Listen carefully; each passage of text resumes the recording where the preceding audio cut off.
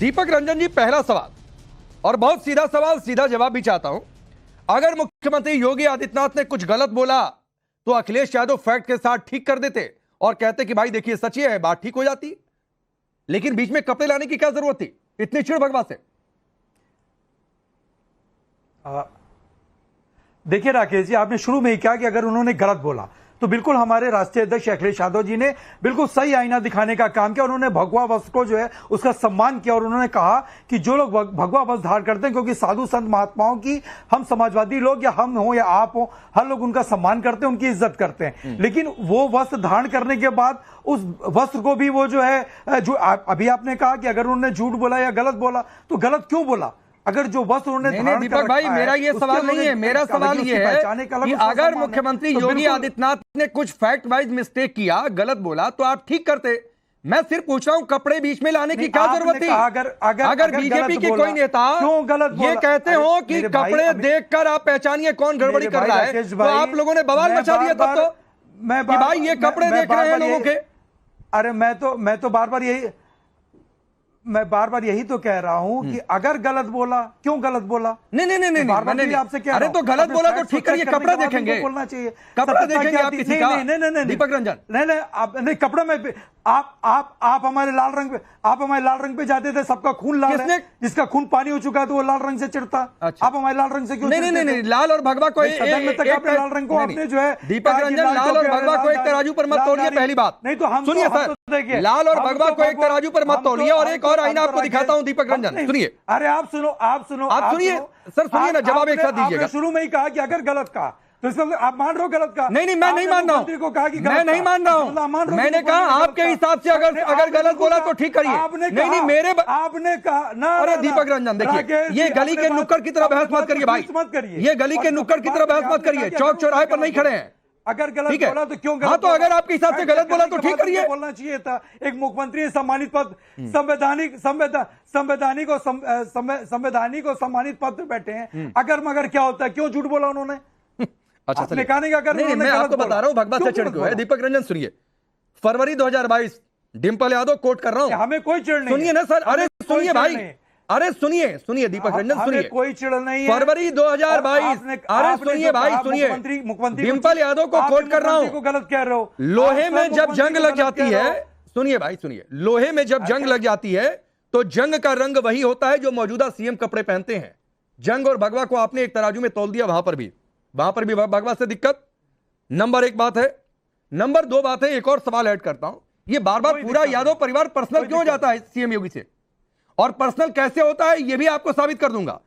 क्योंकि जिनकी शादी नहीं हुई उनका मंगलसूत्र से क्या लेना देना अखिलेश यादव का बयान, जिनका कोई परिवार नहीं वो परिवार वालों का दर्द क्या जाने अखिलेश यादव का ये बयान।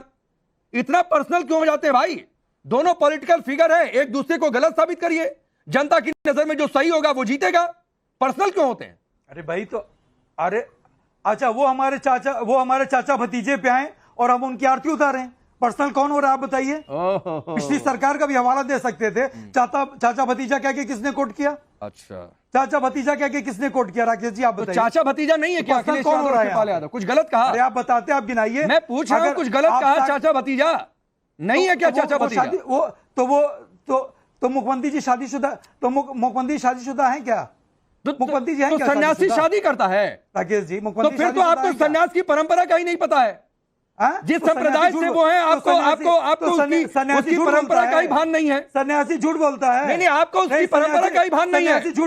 परंपरा का ही भान नहीं है दीपक रंजन, झूठ बोलता है। अगर आप ये कह रहे हैं कि शादी उन्होंने क्यों नहीं की है, अरे आपने ये निहायत पर्सनल होने वाली बात है दीपक रंजन, निहायत पर्सनल होने वाली बात है। और ये साबित करता है कि आप लोगों के पास मुद्दे नहीं है। ये साबित करता है कि आप फैक्ट के आधार पर सीएम योगी को गलत साबित नहीं कर पा रहे हैं, इसलिए आप लोग पर्सनल हो रहे हैं। राकेश भाई, आपने शुरू में ही कहा कि अगर उन्होंने गलत कहा, मतलब गलत कहा मान रहे हो? अरे भाई, मैंने कहा कि अगर गलत कहा है तो आप गलत साबित करिए, कपड़ों पर क्यों जा रहे हैं? अरे भाई, क्या अगर से क्या मतलब? तो साक्ष्य के आधार पर मुख्यमंत्री जी को कहना चाहिए। कौन सा साक्ष्य? सबूत दिखाएं। अच्छा, साक्ष्य उनके कह देने से कोई मान लेगा? अब सुनिए ना, वो सुनिए अच्छा, एक और साक्ष्य दे दूं साधु झूठ बोलता है मैं कौशल कांत जी, झूठ बोलते हैं, मैं इस पॉइंट को बाद में लेकर आना चाहता था। मुझे सुनिए अब आपने साक्ष्य की बात की है ना दीपक रंजन, साक्ष्य ले लीजिए। अरे साक्ष्य ले लीजिए दीपक रंजन, आपने साक्ष्य ले लीजिए, लेंगे साक्ष्य, तुमको सही करिए। क्यों आप साक्ष्य लेंगे? मुख्यमंत्री जी को कहिए ना गलत, आप साक्ष्य लेंगे? मुख्यमंत्री जी से पूछो क्यों गलत? दीपक रंजन प्लीज, हम क्यों साक्ष्य लें? अरे सुना करिए, हम क्यों साक्ष्य लें? भगवा पहनकर वो झूठ बोल रहे हैं। आपने सफेद कपड़े पहनकर सारा सच बोला क्या? नेता लोग सफेद कपड़े पहनते हैं ना, सारा सच बोला क्या? सारा सच बोला क्या अखिलेश यादव? आप क्यों कपड़े पे आ रहे हो?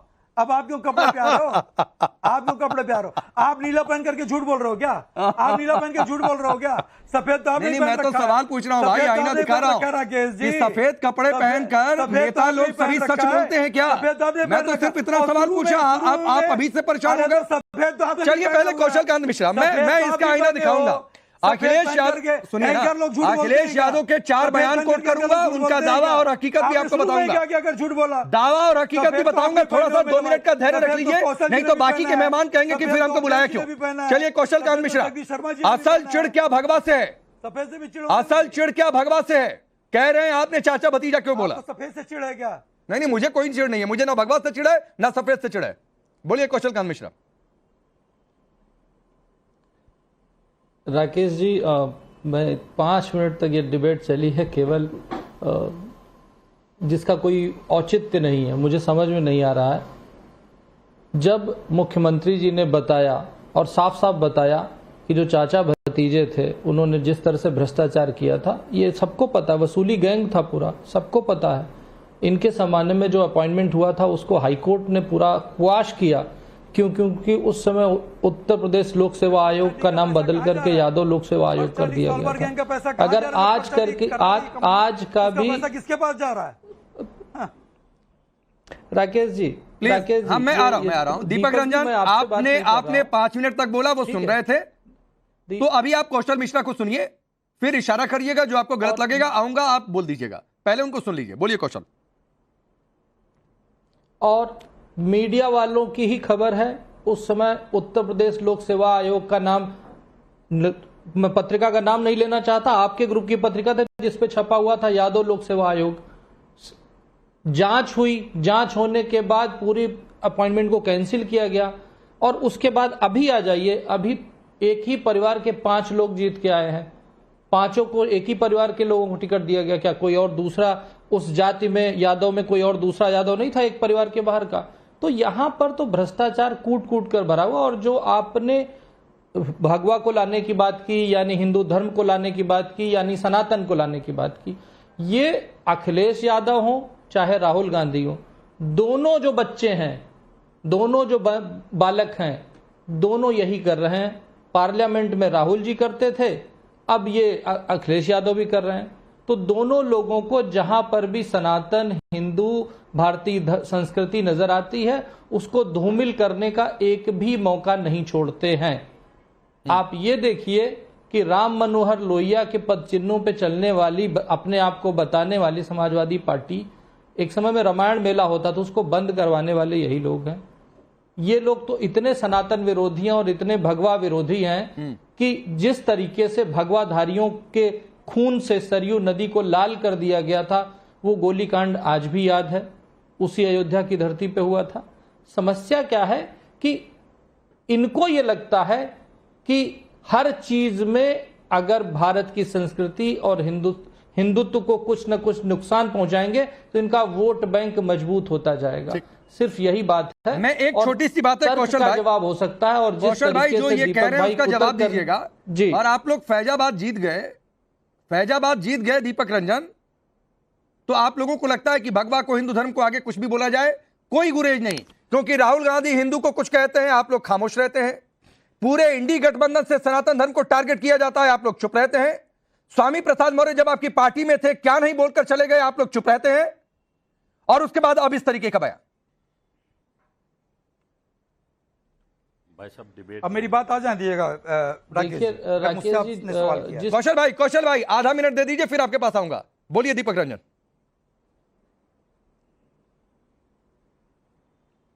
देखिए, अभी इनके वर्तमान के सांसद और उस टाइम के डिप्टी सीएम, उन्होंने सीता मैया को क्या कहा था? आदरणीय डॉक्टर दिनेश शर्मा जी, यूनिवर्सिटी के प्रोफेसर रहे, लेक्चरर हैं वो, रहे हैं वो, उन्होंने सीता मैया को टेस्ट अरे भाई, आप बीजेपी के प्रवक्ता हैं दीपक रंजन। आज आप बोलिए ना, राहुल गांधी के बयान पर आपने क्या स्टैंड लिया? आप बोलिए ना, स्वामी प्रसाद मौर्य जब आपकी पार्टी में थे तो आपने क्या स्टैंड लिया? आप बोलिए ना कि सनातन धर्म को डेंगू कुष्ठ रोग बता दिया गया, परिवार से तो आपकी पार्टी ने क्या स्टैंड लिया? इन्होंने क्या लिया? अरे आप अपना नहीं, मान लिया उन्होंने गलत किया। प्रवक्ता हो दीपक रंजन, नहीं, मैं किसी का प्रवक्ता नहीं हूँ। मान लिया कि उन्होंने गलत किया। आप मान लीजिए, आपके हिसाब से बीजेपी हिंदुओं के पक्ष की पार्टी नहीं है। आप बोल दीजिए वो हिंदुओं के लिए गलत करती है। आप सही करिए ना भाई। आप क्यों उनको, अरे आप क्यों उनको जो सेव कर रहे हो, आप उनको उनसे नहीं, मैं किसी को सेव नहीं कर रहा हूं। मैं आपको आपका आईना दिखा रहा हूं और जनता को दिखा रहा हूं कि आपका आईना क्या है। पार्टी के पदाधिकारी, आप भारतीय जनता पार्टी के, मैं भी आपको आईना दिखा रहा हूं, मैं भी आपको आईना दिखा रहा हूं। मुझे आईना दिखा पाने की आपकी नहीं, क्या आप कह रहे हो? मुझे आईना दिखा पाने की स्थिति में आप नहीं है दीपक रंजन। आप कौन होते हो? आपकी भी नहीं है, आपकी भी नहीं है, आपकी भी नहीं है राकेश जी, आपकी भी नहीं है। नहीं, मेरी है भाई। जिस संविधान की प्रतियां आपने लहराई हैं, आप भी नहीं दिखा पाओगे। सुनिए, जिस संविधान की प्रतियां आपने लहराई हैं, तो संविधान ने इस देश में पत्रकारिता को ये ताकत दिया है कि वो नेताओं को आईना दिखाए। तो मेरी हैसियत तो है। लोकतंत्र मजबूत हिस्सा हो राकेश जी, मेरी लोकतंत्र मजबूत हिस्सा हो। मेरी भी हैसियत है, मेरी भी हैसियत है कि मैं आपकी अनूल शरूर बातों को, और परिवारवाद से इतनी दिक्कत है इनको, भाजपा के प्रवक्ता को, अगर तो परिवारवाद पर मत जाइए भाई। मैं परिवारवाद पर डिबेट नहीं कर रहा हूं। नहीं, मैं परिवारवाद पर डिबेट कर ही नहीं रहा हूं। नहीं, मैं परिवारवाद पर डिबेट कर ही नहीं रहा हूं। जगदीश, इनको भी आता हूं। इनको क्यों नहीं इंटरप्ट किया? जगदीश शर्मा जी, क्यों नहीं इंटरप्ट किया? अरे राकेश, इनको क्यों नहीं इंटरप्ट किया? जगदीश शर्मा जी, नाना पटोले, हुसैन दलवाई, जब मुख्यमंत्री योगी आदित्यनाथ मुंबई में थे तो वो भी कह रहे हैं कि निवेश ला रहा है, तो भगवा कपड़े छोड़िए भाई। करते हो ये भगवा से इतनी दिक्कत क्यों हो जाती है बार बार? जगदीश शर्मा जी, रुकिए दीपक रंजन, प्लीज। राकेश भाई मेरी आपसे दीपक भाई रुक जाओ एक मिनट। राकेश भाई मेरी आपसे हाथ जोड़ के प्रार्थना है। अरे दीपक रंजन, मैं डरपोक नहीं हूँ। आपका हक है सवाल, और मुझे डरपोक जैसी कैटेगरी में मत डालिए, वरना आपको आईना दिखाऊंगा, आप जवाब देने की स्थिति में नहीं होंगे। तो पर्सनल मत हुआ करिए। कभी योगी आदित्यनाथ से पर्सनल और चैनल पर आएंगे तो एंकर से पर्सनल। तो सही है सर, बोलिए जगदीश जी। और जब इन्होंने परिवारवाद का नाम लिया कि मैं परिवारवाद पर डिबेट नहीं कर रहा हूं, मैं कौशल का आंसर नहीं कह रहा हूं, परिवारवाद पर डिबेट नहीं कर रहा हूं। अरे दीपक भाई रुक जाओ यार। अगर तो भारतीय जनता पार्टी हरा देती पांचों को। राकेश भाई, आप एक अच्छे पत्रकार, हमेशा मैं देखता हूं आपकी डिबेट में आप उलझ जाते हो। आपका काम है सवाल पूछना, अच्छी बात है, पर अब जवाब बीजेपी से दिलाएं तो अच्छा रहेगा। आप खुद ही बढ़ जाते हैं जवाब देने के लिए। कहने के मैं समझता हूं जिस तरह भारतीय जनता पार्टी के प्रवक्ता कह रहे थे, ईमानदारी का ढकोसला पीट रहे थे, पूरा देश को पता है ईडी सीबीआई का कैसे दुरुपयोग हो गया, देश को लूटा जा रहा है। नंबर एक। नंबर दो, आज ये बहस मुख्यमंत्री वर्सेस अखिलेश पर। मुख्यमंत्री संविधान के चुने हुए, शपथ ले हुए मुख्यमंत्री है। शुरुआत तो उन्होंने करी, वो ना छेड़ते तो ना छिड़ते। कम से कम मुख्यमंत्री को मुद्दों पर बात करनी चाहिए। चाचा भतीजा सब, उन्होंने कहा था कि मैं शपथ लेता हूं, किसी को द्वेष की भावना से नहीं देखूंगा। वो द्वेष शुरू में दिखा रहे हैं भाई। मुख्यमंत्रियों से तो सवाल पूछे जाएंगे, बोल दिया तो इसमें द्वेष कहां से आ गया? कपड़े करें तो अखिलेश बाहर बैठा है आपने।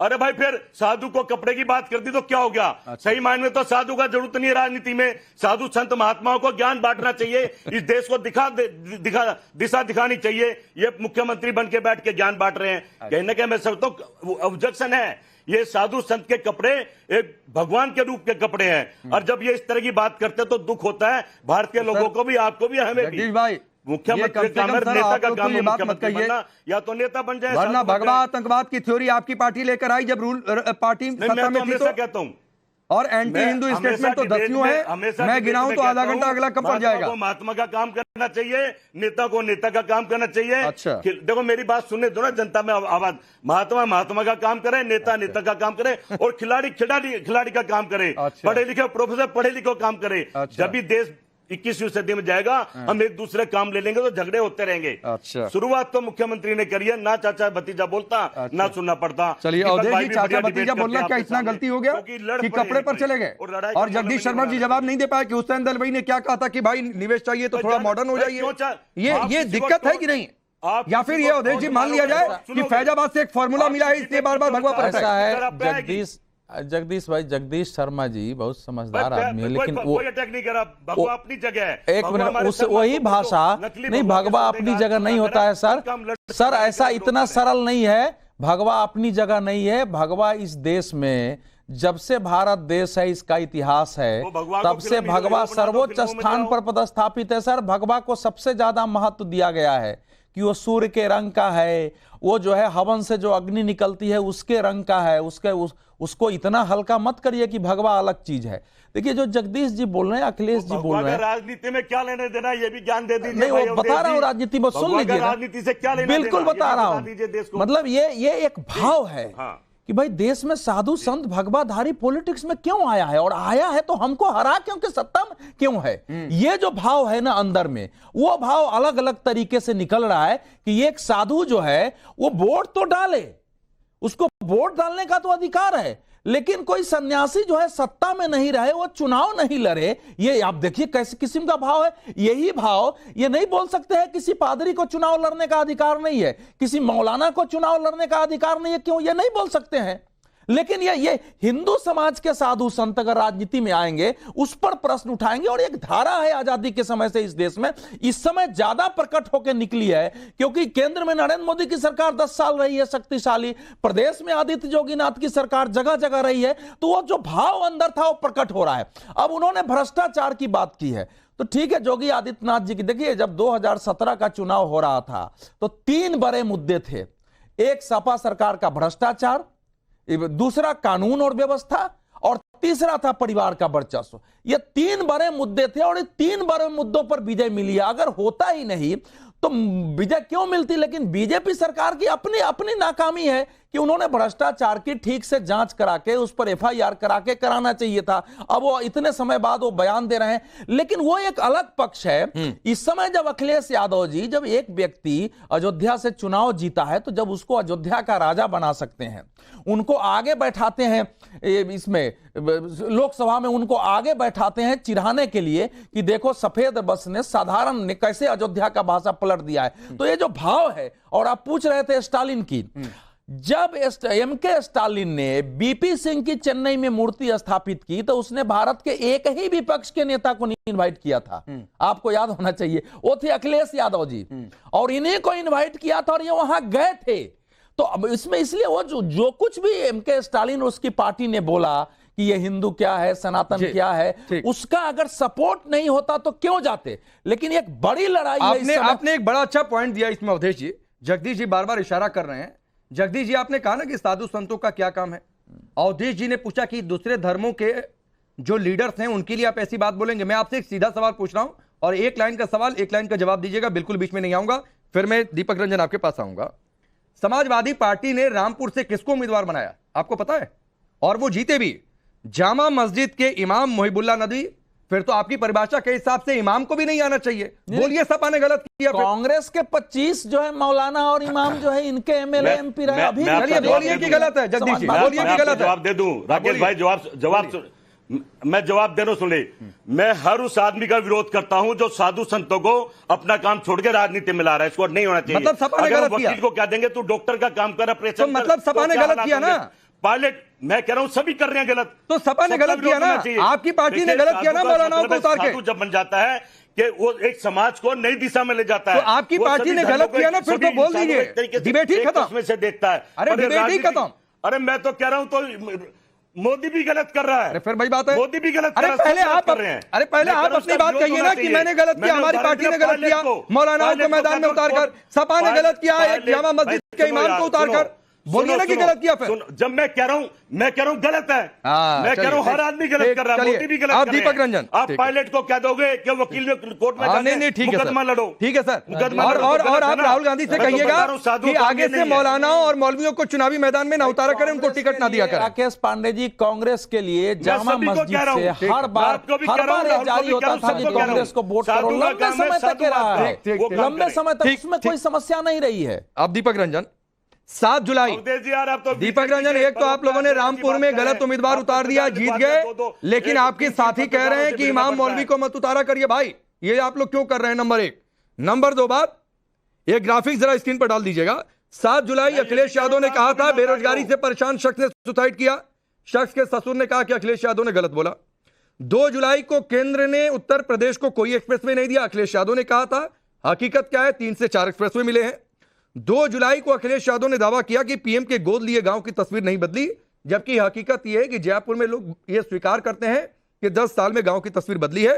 मोदी सरकार के बजट में यूपी को कुछ नहीं मिला। 2017 की बात है 4,40,000 घर, सर्व शिक्षा अभियान में 19,000 करोड़ मिले थे। तो सर उनके कपड़े देखकर आप कह रहे हैं कि झूठ नहीं, तो सफेद कपड़ा लाइसेंस से क्या झूठ बोलने का? या इस देश में मान लिया जाए कि नेताओं को लाइसेंस से कि वो सिर्फ झूठ बोलेंगे? अब देखिए अब राकेश जी, बिना इंटरप्शन मेरी एक एक आपके सवाल के मैं जवाब दे रहा हूं। देखिए, बात अभी हुई रामपुर से हमारे आदरणीय मौलवी साहब को चुनाव लड़ाने का। हम इसके बिल्कुल खिलाफ नहीं है। आप मौलवी को लड़ाइए, आप सन्यासी को लड़ाइए, आप पादरी को लड़ाइए, आप ज्ञानी जी को लड़ाइए, लेकिन इन चीजों को एक संवैधानिक पद पे जीतने के बाद वो लोग झूठ ना बोले। मेरी इस बात पे आपत्ति है कि बिल्कुल ठीक है, मौलाना साहब अगर आएंगे तो वहां पर अगर सदन में बोलेंगे तो अच्छी। और हमारी समझ से देखिए राकेश जी, हिंदू मुस्लिम सिख ईसाई सबको बराबरी का दर्जा होना चाहिए। आप सबको मानते होंगे, सब आपके लिए, क्योंकि लोकतंत्र में सब बराबर है। किस तरीके से रमेश बिधूड़ी जी ने सदन में जो है किस भाषा का इस्तेमाल किया था एक अपने संसद सांसद के लिए, किस तरीके से गिरिराज सिंह जी ने एक इस्तेमाल किया था। देखिए, मैं किसी भी उस पर, चाहे वो कोई भी वस्त्र धारण कर रहा हो या कोई भी है, मैं उस पर नहीं जाना चाहता, लेकिन मैं इतना जोर कहना चाहता हूं कि हमारे लिए हिंदू मुस्लिम सिख ईसाई सारे बराबर हैं। अब देखिए, रहा सवाल बनारस का। बनारस आज क्यूटो जो बनाने का हमारे प्रधानमंत्री जी ने सपना दिखाया था, आज क्यूटो तो नहीं बना, लेकिन फ्लूटो जरूर बन गया है। वहां पर नाव चल रही है, वहां पर स्थिति क्या है और सड़कों का क्या हाल है, नालियां किस तरीके से बजा रही हैं, आपने देखा होगा, आपके रिपोर्टर वहां पे गए होंगे। दीपक रंजन, तो भाई आप पता नहीं बनारस या तो गए हैं, गए नहीं है, और या तो आप आंखें बंद करके बनारस गए हैं। मैं पूर्वांचल से आता हूं, बनारस मेरा अक्सर आने जाना होता है और बचपन से मैं बनारस जाता रहा हूं। तो बनारस में समय रहते मैंने बदलाव देखा है सर। सड़कें कितनी चौड़ी हुई, एयरपोर्ट से मेन शहर में जाने के लिए पहले घंटों लग जाते थे, अभी आधे घंटे के अंदर आप पहुंच जाएंगे। तो सर आप ये दलील मत किया करिए, आप चलेंगे मेरे साथ, ये दलील मत करिए सर। कब आपके साथ क्या चलूंगा, मैं कई बार जा चुका हूं। जो चैनल कौशल कांत मिश्रा जी, जब जो है सफेद कपड़ों में बयानों की हकीकत दिखाई, तो दीपक रंजन कह रहे हैं बनारस फ्लूडो बन गया है। कौशल कांत मिश्रा जी, चलिए सर, ठीक है। कल आप राकेश जी चलेंगे नहीं चलेंगे? राकेश राकेश जी, दीपक जी तो नॉन स्टॉप बोले जा रहे हैं, उनका क्या जवाब दूं? उनके पहले कांग्रेस के प्रवक्ता बोल रहे थे कि डॉक्टर को डॉक्टर का काम करना चाहिए, इंजीनियर को इंजीनियर का काम करना चाहिए, तो फिर पायलट को पायलट का काम करना चाहिए था ना। उसे काहे देश का प्रधानमंत्री बना दिया था कांग्रेस वालों ने? इसका जवाब नहीं दे पाएंगे ना। इसलिए हर वर्ग का रिप्रेजेंटेशन होना चाहिए। आप लोग जो जाति वाली राजनीति करते हैं, बीच में नहीं बोलिए, बीच में नहीं बोलिए, बीच में नहीं बोलिए, बीच में मत बोलिए, बीच में मत बोलिए। क्यों? क्योंकि पायलट को प्रधानमंत्री वाले कांग्रेस है, जिसने देश का क्या हाल कर दिया देखा है। अरे कांग्रेस, अरे क्यों? अरे भाई सबको पता, राजीव गांधी ने, इंदिरा गांधी ने देश बनाया है, सबको पता है। देश का हाल तो सन 14 राजीव गांधी पायलट ही तो थे, क्या थे? बुरा हाल है सबका। राजीव गांधी पायलट थे ना, क्यों बना दिया था? अगर आप कह रहे हो डॉक्टर नहीं आए, इंजीनियर नहीं आए, टीचर नहीं आए, और नौकरी पेशा लोग नहीं आए, व्यापारी नहीं आए, तो कौन आएगा?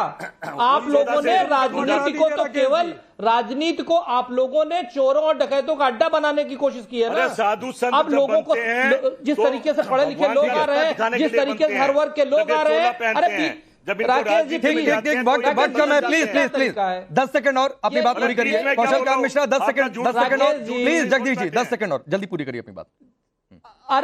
अरे कांग्रेस के झूठे प्रवक्ता, क्या यह सत्य नहीं है कि राजीव गांधी पायलट थे जिनको प्रधानमंत्री बना दिया? और ठीक है, वक्त इतना ही है। आप सभी का बहुत बहुत शुक्रिया।